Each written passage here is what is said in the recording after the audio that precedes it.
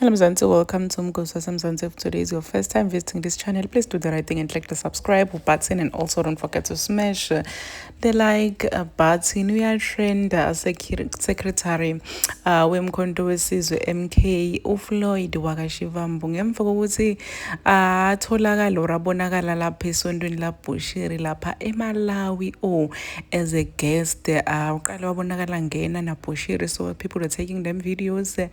Wabonakala sekahleli phansi and uhleli phambili njengesikhulu yabo sitatanyiswa labantu laba serious labangahlali emuva labahlala phambili nebafundisi yabo.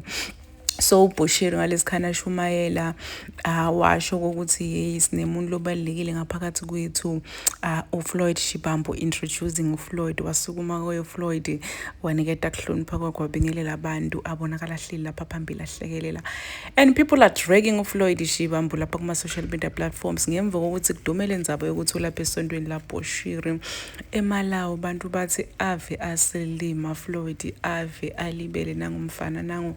I really don't know why people are saying ukuthi ulibele because impilo yakhe lena, so it's up to him ukuthi udecide kwendani. Some people are even saying ukuthi they say keep your enemies at close. Sana, that's what uFloyd is doing. He's keeping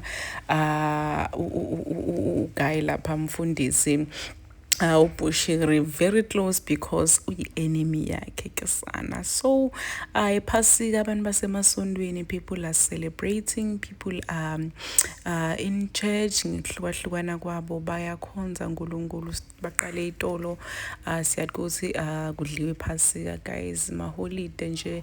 So uFloyd imaka decide ukuthi ayo-spenda iphasika yakhe lapha eMalawi naBushiri, then who are we to judge or decision yakhe? Sithini thine?